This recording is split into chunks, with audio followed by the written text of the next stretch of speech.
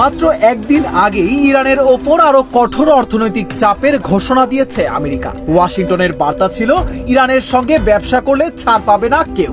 কিন্তু সেই ঘোষণার মাত্র একদিন পরই বদলে গেল দৃশ্যপট। ইরান এবার নিজের শর্ত সামনে রেখে বার্তা পাঠালো সরাসরি আমেরিকার কাছে। সবচেয়ে গুরুত্বপূর্ণ বিষয়, শর্তের কেন্দ্রে আবারও সেই হরমুজ প্রণালী।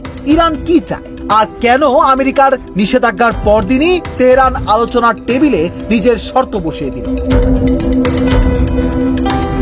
সোমবার পাকিস্তানের সেনা প্রধান ফিল্ড মার্শাল আসিম মুনির তেহরান সফর করেন। সেখানে তিনি বৈঠক করেন ইরানের president Masoud Pezeshkian, parliament speaker এবং জাতীয় নিরাপত্তা পরিষদের শীর্ষ কর্মকর্তাদের সঙ্গে। এরপরই ইরানের আলোচনা সংশ্লিষ্ট একটি সূত্রের বরাতে দেশটির সংবাদ মাধ্যম জানায়, পাকিস্তানি পক্ষের কাছে তেহরানের অবস্থান স্পষ্টভাবে জানিয়ে দেওয়া হয়েছে, আর সেই বার্তা আমেরিকার কাছে পৌঁছে দেওয়ার দায়িত্ব নিয়েছে পাকিস্তান।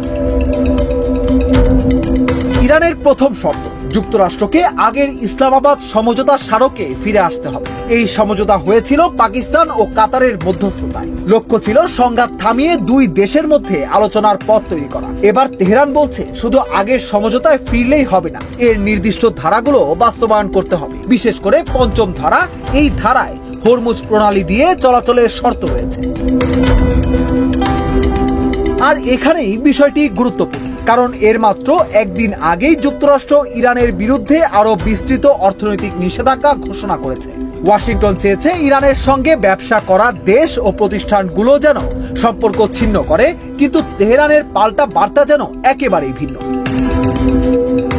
ইরানের অবস্থানও স্পষ্ট, হরমুজের ভবিষ্যৎ নিয়ে যে ব্যবস্থা হবে সেটি আগের সমঝোতা কাঠামোর মধ্যেই হতে হবে।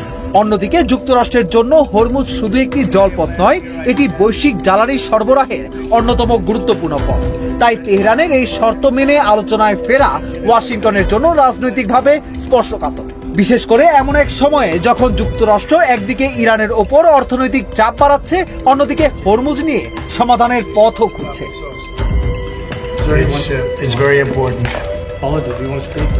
একদিকে নিষেধাজ্ঞা দিয়ে ইরানকে চাপে ফেলতে চাইছে আমেরিকা, অন্যদিকে সেই ইরানই এখন হরমুজ নিয়ে আলোচনার টেবিলে বসার আগে নিজের শর্ত ছুড়ে দিল। অর্থাৎ যুদ্ধের উত্তাপের মাঝেও পর্দার আড়ালে শুরু হয়েছে নতুন এক কূটনৈতিক খেলা। এখন আসল প্রশ্ন, ওয়াশিংটন কি তেহরানের শর্ত মেনে আগের সমঝোতায় ফিরবে, নাকি হরমুজকে ঘিরে চাপ আরো বাড়াবে? কারণ পরবর্তী সিদ্ধান্ত শুধু দুই দেশের সম্পর্ক নয়, পুরো মধ্যপ্রাচ্যের ভবিষ্যৎও বদলে দিতে পারে।